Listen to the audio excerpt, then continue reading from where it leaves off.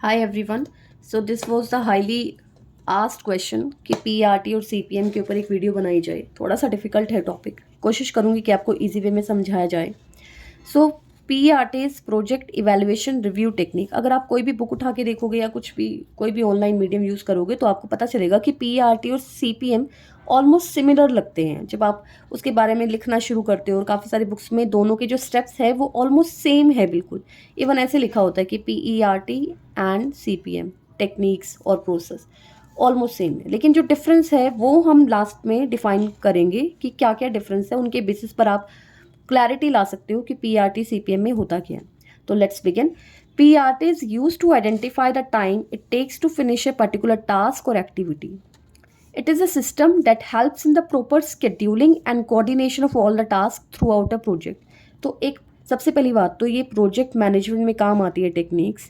जब आपको बड़े बड़े प्रोजेक्ट मिलते हैं तो थ्रू आउट द प्रोजेक्ट आपका कितना टाइम लगने वाला है, किस टास्क पर लगने वाला है, वो बताता है आपको program evaluation and review technique. नाम से ही पता चल रहा है पूरा प्रोग्राम कितना टाइम लगेगा, कितना कितना कितनी कितनी टास्क यूज़ होंगी और किसी पर्टिकुलर टास्क को पूरा करने के लिए कितना टाइम लगेगा। ठीक है। It also helps in keeping the track of the progress और lack there of the overall project. तो ओवरऑल प्रोजेक्ट को ये चीज़ ध्यान में रख के बनाया गया है कि आपका जो पूरा प्रोजेक्ट है वो कितने टाइम में कंप्लीट होगा। Let's consider an example of how PRT can be use in a construction project. तो ये जो मैंने एग्जाम्पल यहाँ पे लिया है वो है आपका कंस्ट्रक्शन प्रोजेक्ट का, कि पीआरटी कंस्ट्रक्शन प्रोजेक्ट में कैसे यूज होगा। Suppose a company want to build a new office building. ठीक है। The project requires a lot of different activities such at site preparation, laying the foundation, constructing the building structure, installing electrical plumbing system and so on. तो एक building को बनाने के लिए क्या क्या चीज़ें चाहिए, साइट प्रिपेयर से लेके फाउंडेशन रखने तक लेकर और इलेक्ट्रिकल और प्लम्बिंग सिस्टम इंस्टॉल करने पर, और उसके बाद भी इतनी सारी चीज़ें हैं, वो सब कुछ ले डाउन की कर ली जाती है कि ये चीज़ें रिक्वायर होगी। The construction project team can use the PRT method to manage the project more efficiently. तो कैसे होगा ये सब कुछ? सबसे पहला, identify all the activities that need to be completed. सबसे पहली चीज, आपको क्या क्या करना है उस प्रोजेक्ट में सब कुछ लिख लो। Foundation, framing, electric installation, plumbing. हम ये एग्जांपल ले रहे हैं कंस्ट्रक्शन प्रोजेक्ट का। Second, determine the time required for each activity. हर एक्टिविटी को करने के लिए आपको कौन कौन सा कितना कितना टाइम लगेगा। अब पीआरटी में सबसे इंपॉर्टेंट क्या है, मैं इसको हाईलाइट कर रही हूँ, अंडरलाइन कर रही हूँ, that it can use historical data from previous project to estimate the optimistic, pessimistic and most likely time required for each activity. For example, foundation may take anywhere from 2 to 4 weeks depending on various factors. तो ये क्या करता है कि historical data के basis पर यानी कि उसने अगर पहले भी कोई ऐसे प्रोजेक्ट लिए तो उनके बेसिस पर 3 तरह की एस्टिमेट कर लेते हैं, यानी कि प्रोबेबिलिटी मेंशन कर देता है।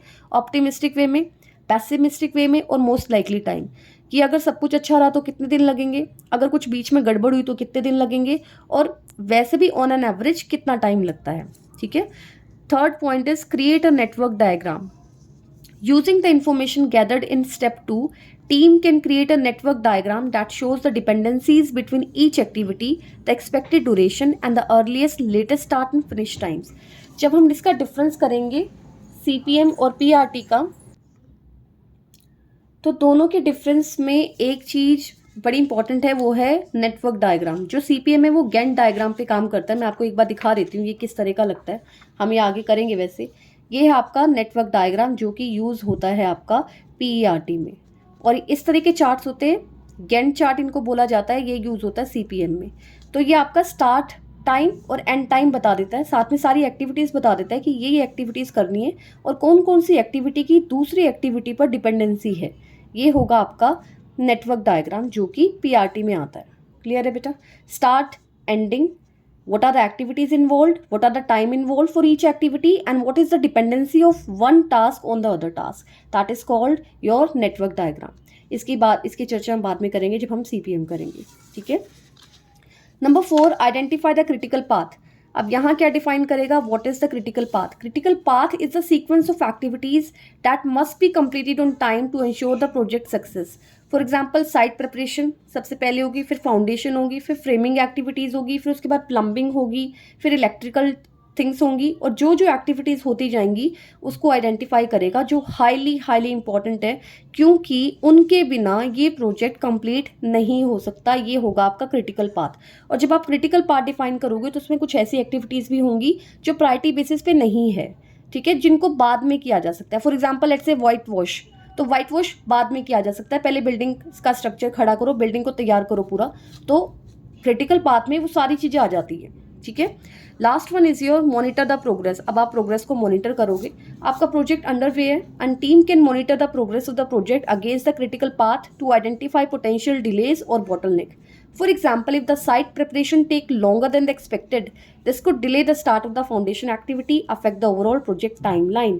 इसका मतलब अगर एक एक्टिविटी में भी आपका टाइम ज़्यादा लग रहा है, यहाँ ज़्यादा लग रहा है, तो आप यहाँ पहुँच नहीं पाओगे और आपका जो एंडिंग टाइम होगा वो यहाँ पे डिस्टर्ब हो जाएगा, उसमें टाइम फिर ज़्यादा लगेगा, उसके लिए आपको मॉनिटरिंग करनी पड़ेगी।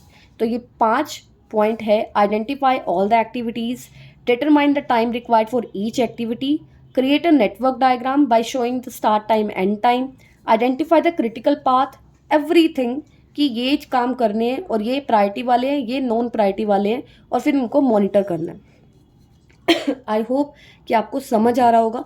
अगर समझ आ रहा है तो कमेंट बॉक्स में जरूर लिख के बताइएगा कि क्लैरिटी आई या नहीं आई पीआरटी में। तो चलिए बात करते हैं सीपीएम क्रिटिकल पाथ मेथड। सबसे पहले डोंट वरी, जैसे पीआरटी किया वैसे ही सीपीएम है। ठीक है, तो क्रिटिकल पाथ मेथड, क्योंकि हमने वहाँ भी क्रिटिकल पाथ का एक पॉइंट किया है, identify the critical path. Confuse मत होइए, critical path is the longest sequence of the task that must be completed to complete a project. ये ऐसा पाथ है जो आपको करना ही करना है, ये पूरा करना ही करना है, और ये पूरी सीक्वेंस है कि आपको ये काम करना है, ये काम करना है, ये काम करना है। तो ये पूरा सबसे बड़ा पाथ है आपका, इसे बोलोगे आप क्रिटिकल पाथ मेथड। इसके बिना आपका प्रोजेक्ट कंप्लीट नहीं हो सकता। So these are called critical activities because if they are delayed the whole project completion will be delayed. अगर आपका ये काम रुक गया तो आपका पूरा प्रोजेक्ट पे पानी फिर जाएगा, आपका पूरा प्रोजेक्ट डिले हो जाएगा। तो ये सबसे इंपॉर्टेंट है। ऑलराइट, क्यों इंपॉर्टेंट है? Accurately estimate the total project duration आपको बता देता है। आइडेंटिफाई करता है टास्क डिपेंडेंसीज, ये डिफाइन करता है कि एक टास्क दूसरी टास्क पे कैसे डिपेंडेंट है। जब आप बिल्डिंग को कंस्ट्रक्ट करते हो तो उसमें फाउंडेशन बहुत बड़ा रोल अदा करती है। फाउंडेशन के बिना जब आप ये बोलते हो कि लेंटर डल गया, ठीक है, और आपने ये चीज़ें हो गई है, उसके बाद आपके बाकी काम स्टार्ट होते हैं। तो टास्क डिपेंडेंसीज है, जब तक वो नहीं होगा तब तक तीसरी चीज़ नहीं होगी। रिसोर्सेज कंस्ट्रेंट, कितने आप रिसोर्सेज यूज़ कर रहे हो, रिस्क कितना बड़ा है।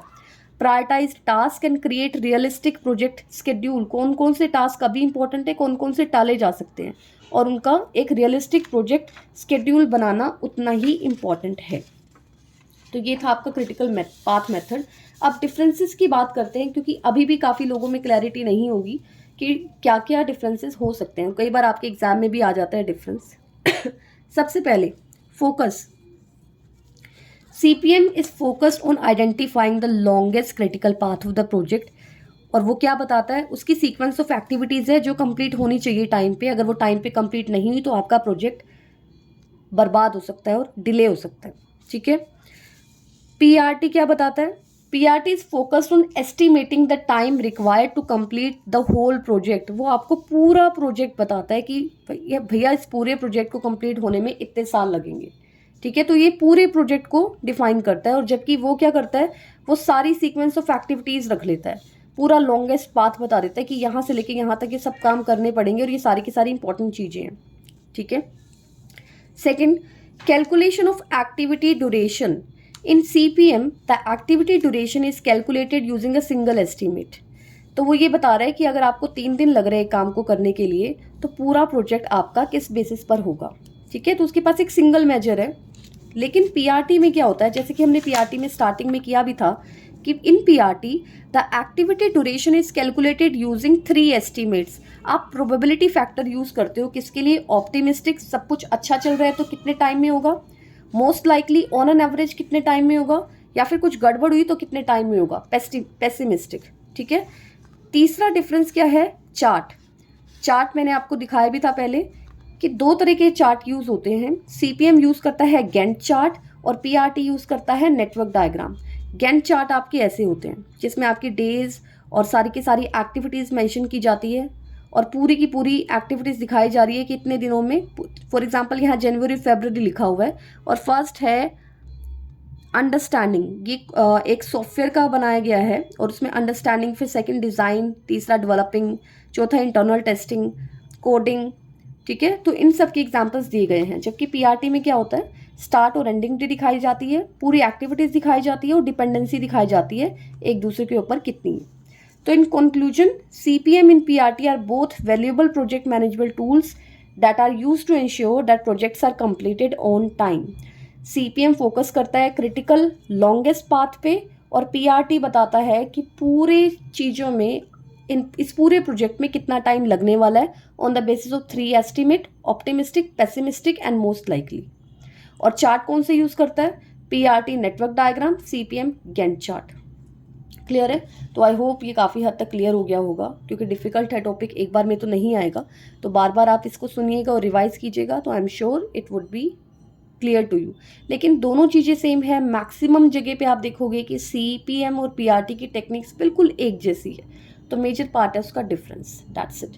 Thank you so much for watching. I hope you really enjoyed this video. Thank you.